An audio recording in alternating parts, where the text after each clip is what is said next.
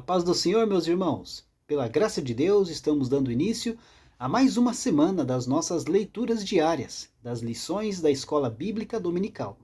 Estamos aí dando prosseguimento aos estudos deste terceiro trimestre de 2022, onde estamos aí estudando o tema Os ataques contra a Igreja de Cristo, as sutilezas de Satanás nestes dias que antecedem aí a volta de Jesus Cristo.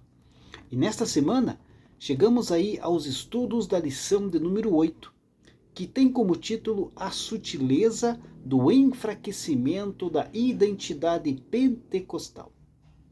Portanto, o tema desta semana, queridos, é o movimento sutil que visa aí enfraquecer a identidade pentecostal. E ele é real e já está aí no meio de nós.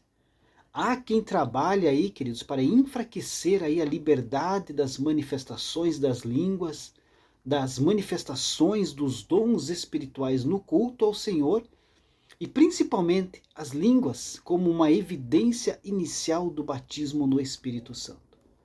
A respeito das línguas como evidência inicial, já há quem aí até negue, que existe essa evidência. Por isso, queridos, a lição que nós vamos estudar, ela está dividida em 3 pontos. O primeiro ponto, vamos estudar a respeito do Pentecostes bíblicos. No segundo ponto da lição, nós vamos estudar a respeito do distintivo pentecostal de nossa igreja. E no terceiro ponto, vamos estudar mantendo a chama pentecostal acesa. Então, nós precisamos preservar a identidade pentecostal. Eu te convido, meu querido irmão, minha querida irmã, acompanhe as nossas leituras diárias desta semana, que serve como uma preparação para a lição que nós vamos estudar no próximo domingo. E para dar início, a leitura diária de segunda-feira, 15 de agosto de 2022, tem como título A Ação do Espírito Santo no Antigo Testamento. O texto bíblico se encontra em 2 passagens hoje.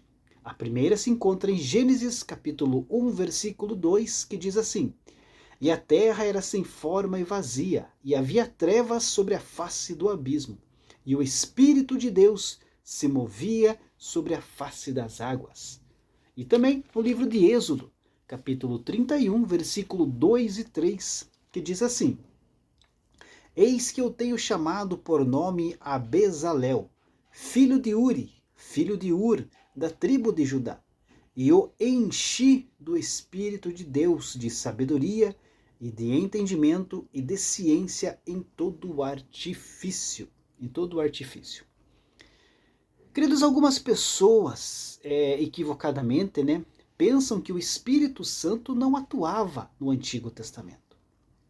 Mas esse tipo de pensamento, meus amados, não se sustenta à luz das Escrituras Sagradas. Primeiramente, nós podemos destacar a atuação do Espírito Santo como parte da Santíssima Trindade na obra da criação. Ele pairava sobre a face das águas, levando ordem ao caos. Já com relação à economia da salvação, o Espírito Santo regenerava as pessoas no Antigo Testamento, da mesma forma como regenera a partir aí do Novo Testamento. Também é inegável a atuação e a manifestação do Espírito Santo de forma soberana, no sentido ali de capacitar alguém de maneira especial para um determinado ministério. Isso mesmo, o Espírito Santo já atuava no Antigo Testamento no aspecto carismático, concedendo ali dons a determinadas pessoas em que Deus escolhia. Um dos primeiros exemplos aí da manifestação do Espírito Santo, capacitando ali pessoas de forma especial, pode ser visto ali no caso dos artífices, Bezalel e Aholiabe. Esses 2 homens, foram capacitados pelo Espírito Santo a fazerem ali incríveis obras de arte. Além disso, eles ainda tinham o dom de ensinar outras pessoas sobre esse ofício. Foi o Espírito Santo quem capacitou os juízes de Israel, como o forte Sansão, o canhoto Eude, Gideão e tantos outros. E esses homens foram ali habilitados pelo Espírito Santo para que pudessem ali libertar o povo de Israel dos seus opressores.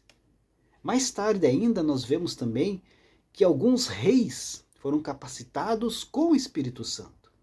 O exemplo mais claro, queridos, foi o próprio rei Davi.